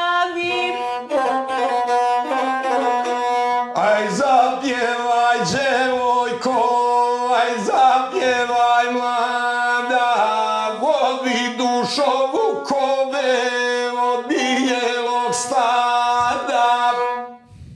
Pjevala bi sokole, pjevala bih rado, ali ne mogu, Dragan mi je na moj kocu strado. Bravo, je li dosta? Bravo! Mora da padne jedan story, ja sam vas malo već snimio i tako hoću vas. Sjajno. Pa moramo da radimo marketing malo.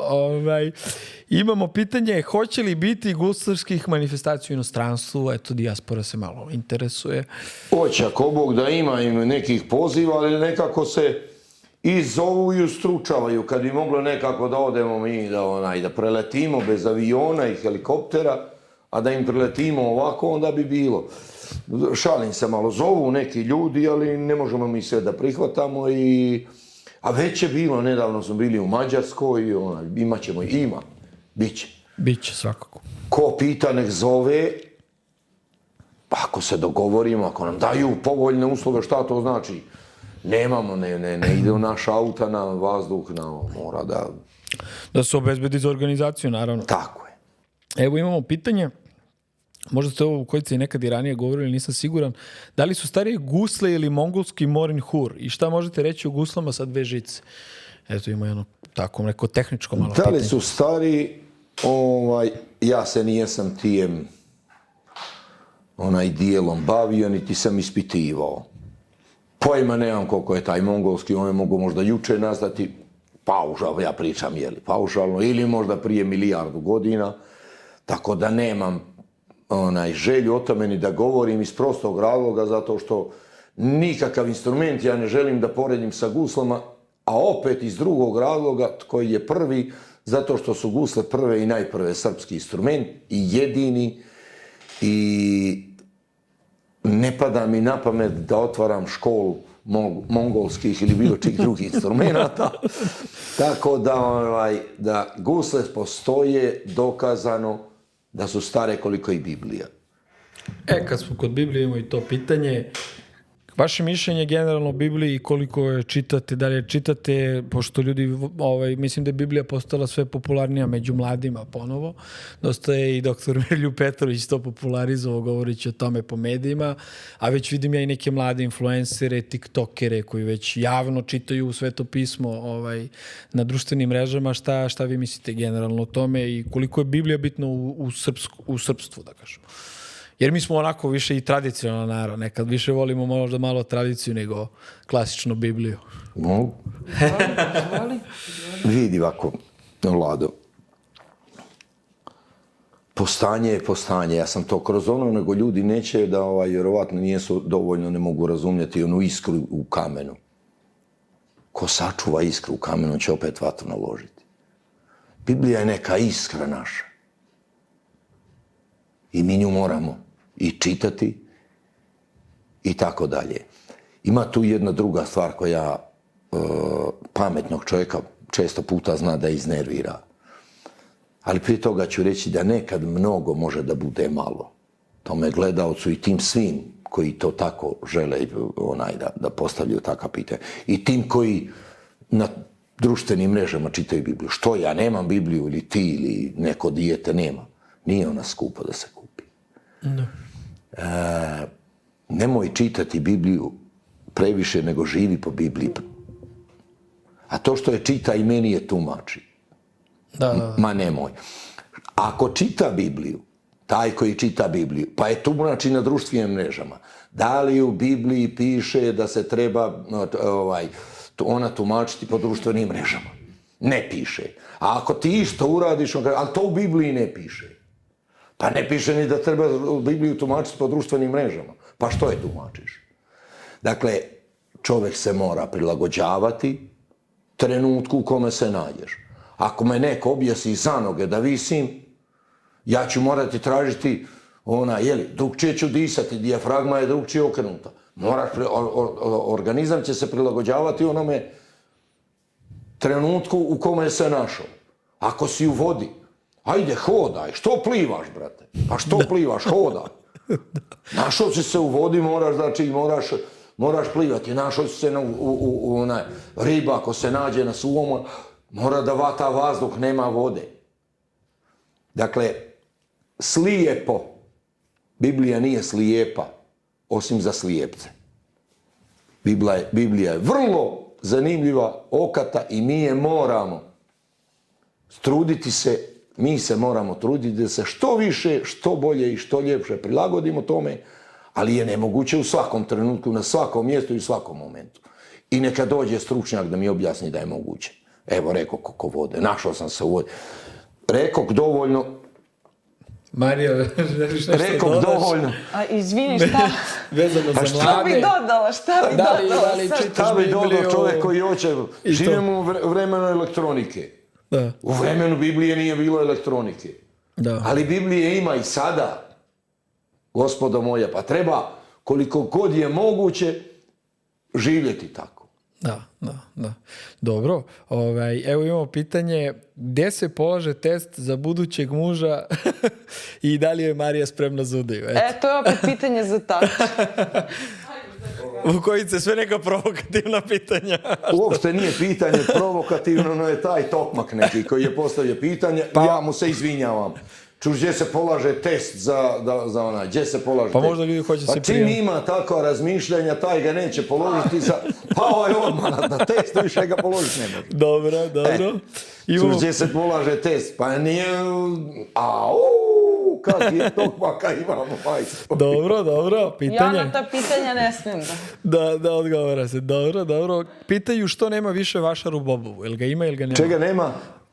Vašara zovu, a misli na manifestaciju. Vašara, vidite, ne znam da je nekad neko organizovao i pravio jedan čovjek vašar. Vašar je narodni. Da. Nema ga zato što ti koji pitaju ne dolaze, nego bi trebali nekako ja da im platim da dođu na Bobovo. Da, Vašare ima svake godine zadnja subota. To je subota uoči Ognjene Marije. Eto, tako je najlakše. A u stvari to je dođe zadnja subota u julu. Vašar na Bobovu ima. Ja idem sa mojim pobratimima, ali ne postavljam šatore da dođe njih 300 da krka, da ruča, da jede i pije.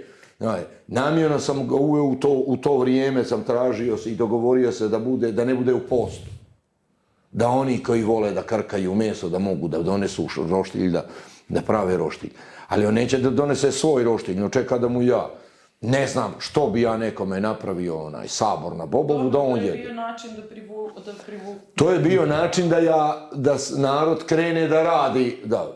I mislim da je 8 godina sam pravio sabore na Bobovu, o svom brašnjeniku, o svom trošku, postavim šator, bude za 200 ljudi. Za učesnike programa dovodio sam po 6 saveznih prvaka guslara, 10-12 najboljih pjevačkih grupa, svi oni moraju da se plate, da im platiš gorivo i tako dalje. Ko je zainteresovan za Narodni sabor na Bobovu, ja mu prepuštam, a ja ću mu pomoći 100-struko više nego on misli da mu mogu pomoći. Jasno. Ali ja da se bavim tim, neću sa pobratimima, izidemo, zapalimo svijeće, za mene i to sabor, svratimo neđe, poslije popijemo pored izvora, popijemo vode, ispričamo se i to mi je sabor. Jasno. Možda ću 2025. ako bude zainteresovanih, jer je to 175, hoće li me sad, aj pomozi, 875. To je 150 godina od Bobovske bune. Da. 150 godina od Bobovske bune. Probat ću ako bude zainteresovanih, ali sam troškove snositi neću, to je sigurno. Dobro, jasno, treba tu i organizacija i sve. Dobro. Maksimalno. I evo, imamo još 2 pitanja. Kada će Srbija osloboditi Kosovo? Šta vi mislite? Kad Gospod Bog kaže, oslobodit ćemo ga. Ali ćemo ga osloboditi. Neminovno će. I Crnu Goru. Vidite, nisam bio pristalica Miloševićev nikada, ali onome govoru što je jednom njegovom koji se vrti po društvenim mrežama, gdje kaže 500 godina smo bili pa smo ga oslobodili i sad ćemo ga osloboditi, ali neće trajati 500 godina. Eto, u to sam siguran. Pošto sam bio nekad dobrovoljac, sad po godinama ne kači me da budem, nijesam vojni pozivac, jel tako? Da. Ni prvi, ni drugi, ni trećem pozivu ne pripadam, ali se bojim ako bi krenuo da ću ja biti i opet prvi u prvom pozivu. U odnosu na one koji pričaju da će da ga slobode. Da. I evo imamo još ovo krajnje pitanje. Šta mislite o toj teoriji da su Srbi najstariji narod? Da li smo možda ovdje u Evropi ili ne znam? Na taka pitanja dati u minutu ili u 3 minuta odgovor, rizikuješ odmah da budeš prozvan od jedne polovine hvaljen, od druge kuđen. Nek uzme, nek pita brate doktora Miroljuba Petrovića, on se baš tijem izučava i tijem se bavi. To je mogo, nek pita Olgu Lukić-Pjanović, nek pita u ostalom doktora Kovića, neka pita i onoga Samardžića što je stio da smijeni Kovića, jeli da ga izbaci. Imaćemo Kovića kao gosta, tako da sigurno ćemo njega da pitati. I imaće priliku kompetentnijeg da pitaju i on predaje, ja ne predajem istoriju. Da. Ja volim i učim i izučavam i naučio istoriju, ali ne znači da trebam da se bavim tako. Nek me pita o istoriji gusala, tu ću da dam dobre odgovore. Ali srpskih, ne mongolskih. Ali srpskih, ja ne mongolskih. I evo, ovo pitanje samo nisam pitao i to završavamo. Koji su vam ovako najlepši naši tradicionalni običaji ili na ovim našim prostorima? Evo to, kako vi vidite ono nešto što narod voli, da li je za ženidbu ili ne znam ja, pucanje u jabuku, koji su vam nekako najlepši ti? Sve što je vezano za gusle najljepše je i naravno krsna slava. Slava. Ženi se jednom, slava je česta. Da. Ženi se možda i drugi. Slavu trebamo čuvati, sačuvati, jer to nam je možda mi ne bi znali, ali više naši neprijatelji uvijek o nama znaju. Kada je aneksirana Bosna, car austrijski kaže u prvom proglasu zabraniti gusle, krsnu slavu i Svetog Savu. Znači, ako mislite da vladamo tim prostorima, on nam je poručio, nego mi nećemo da mu vjerujemo. Ali tako je. Oni znaju što nas definiše. I to pazite, gusle, ovim redom, gusle, krsnu slavu i Svetog Savu. Da. To moramo sačuvati. A što tiče običaja, naravno, i skidanje, pucanja, jabuke, i Boga mi ima tu mnogo toga, i kolo, i... Kad sam se iznervirala, bila je neka svadba i tu je bilo milion običaja. I ja kažem, tata, ja kad se budem udavala, na mojoj svadbi nema običaja. Onako, ja kažem, nema običaja, nema svadbe, nema ničega. Ponovi, nisam dobro čuje, kažem, šalim se. Kako ima ono beše da se Messi pogača, pa sve što igra oko nje, ima svašta, baš je zanimljivo. Ima svašta, 100 sela, 100 običaja. Dobro je Mara rekla, 100 sela, 100 običaja. U običajima se može pričati naširoko i nadugačko i tako dalje. Ipak, vjera, to je naš običaj. Vjerovati u vaskrslog Isusa Hrista, i to je najjači običaj. Kroz Bibliju i kroz vaskrslog Isusa Hrista sve će nam se samo kazati. Ali evo kako su nastajali običaji, ajde, za neke običaje, a mnogo ih je tako. Naprimjer, kaže, običaje ne zviždi po kući. Ne zviždući po kući. Zašto? Kaže, kote se miševi. Šta mislite? I to je tako u narodu, kote se miševi. Je li to praznoverje? Je li to... Šta je to? Nije. To je nasušna potreba tog seljaka bila. Kojega? Onaj koji imao 14 djece. 14 djece, tu je on i žena, 16, djed i baba, 18. I zamisli kad je njih 14 počelo da zvižduće po kući, pa djed i baba mi isto momenta poluđali. I kako će on to djece, ne zviždite, dijete će da zviždi, ono malo, klinč, ono će da zviždi. Ne, ko te se miševići, kad spavaš, iđeš će te zaprs. Da. Kao je ono kao piješ kafu, i to se prenijelo. Sad su mi jasne mnoge stvari kad sam bila malo. Ej, ja sam sad zgledao. Znači ono brkovi, ako piješ kafu, rep ti raste i to je to. Ako piješ crnu kafu, rep ti raste, ako ne znam ovo. Zalepit će ti se žvaka za... To je jedno. A običaj, lijepi običaj, ajde da okrenemo, ne pričamo sad o lijepe, ajde o ružnom. Ajmo. Sahrana. Matija Bećković na jednom mjestu kaže, bilo mi je došlo da im ukradem mrca, da ga nosim u rovca, da ga sahranim kod čovjeka. Zašto? Došlo 150 ljudi, niti ima opela, znači nema popa, komunjara neka teška, nema popa, nema govora, nema nikakvog običaja. Došli, stavili ono, zatrpali saka, razvidio se sak svoje kuće. Išli da jedu. Nema tužbalice, nema leleka, nema ništa. I Matija kaže da ga nosim u rovca, pa da ga oleleču. Pa to je taj dan potonji kad mu treba kazati o njemu lijepo. Pa odatle je vjerovatno nastalo pokojniku sve najljepše, ali nije ni o pokojniku sve najljepše. Oni dobri vitezovi ljudi, bivalo i oni koji su govorili što neme, pazite ovu rečenicu, kaže što jedan jedini dan u svome životu ne misli na ovaj dan. To znači da je bio velika pogan, pa da je bar jedan dan u svom životu, da jedan dan bude dobar, i da kažem, pa nije si bio neki, ali bio si taj dan dobar. Da. Ti običaj, sad da idemo na ove ljepše. Ajde da tražimo, zovite, ženi se Vlado, ženi se dobro ti da, nego ovi momci da se ožene, ženi sinove, da udajemo šćeri, da i tako dalje. Pa da provedemo, stvarno sprovodimo prave običaje. Šta si rekla, Mara, nema običaja.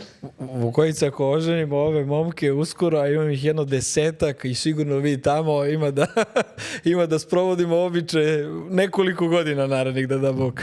Bože zdravlja, Bože zdravlja. Eto, hvala vam još jednom što ste bili gosti. Marija, možda tebi da ako želiš da kažeš nešto za kraj, tvoj otac je poprilično sve rekao oko ovih stvari, da pozoveš možda još jednom ljude. Ne znam ko je. Ili slobodno. Nisam pomenuo u jednom momentu, tu više smo pričali nego ja nisam reklamirao. Ja nisam smatrao reklamom, ne smatram koncerta, ali bilo bi neukusno, u zlatnom smo ogradi stavili uz podršku PSD Svete Srbije. Znači, uz podršku Svete Srbije večer će stvarno biti vrhunsko, da kažem gledalcima da su za nekolika dana prodaje, da su već više od 1/4 karte su prodate, nagledalo je 1/3. Dakle, ko voli nek izvoli, nek požuri. Nemojte poslije da mi kukaju kao prošli put, što mi nisi ostavio kartu? Pa gdje da ti ostavim? Pod kamenom, pred kućom da ti je donesem. Ne ostavljam ja kartu, karte se kupuju isključivo na Kolarcu. Preko interneta ili na biletarnici? Na biletarnici Kolarca. Iznenađenje večeri će stvarno izbilja ovaj put biti jedno veliko iznenađenje. Imaće na plakatama i ovdje mi nijesmo dosta toga napisali, baš zbog ovoga iznenađenja večeri, ali dovoljno je reći da škola Gusala Sandić ili najbolja škola priređuje večer najvećem pjesniku, najboljem vladaocu i vladaru. Jasno. Filozofu, tajnoj, sjajnoj luči ognja besmrtnoga ili lovčenskom tajnovicu. Da. Njegoš je proglašen i za sveca od naše Srpske pravoslavne crkve, tako da ima posebno mesto svakako sad u, da kažemo, našem narodu. Tako da, eto, hvala vam. Marija, eto, ja samo još hoću da je dam prostora za kraj. Ti reče malo pre Vlado, Marija, ti si PR, gde ćeš boljeg PR-a od ovog PR-a? Ja ne, šta da kažem? Uči se od najboljih. A šta da kažem? Stvarno, apsolutno više nemam šta da kažem. Tata je sve rekao. Štedim je za sljedeći pa kad oplete, onda ćeš čuti šta je. To. Hvala vam još jednom i vidimo se 11. i u budućim emisijama, naravno. Hvala i vama i veliku vam rado želim. Uspjeh dobar u vašem radu, jer zbilja zaslužujete veliki uspjeh i želim da vas podrže. Znam šta znači kad neko podrži, kad te podrži, ali ne ono bravo, odličan si. Trebaju, brata, i malo novčanike da odiže da vas podrže, jer sve ovo raditi samo neka oni dele sadržaj i rilove i sve što budemo seckali posle, bit će Kad nas budete stavili delić, sigurno. Hvala vam još jednom.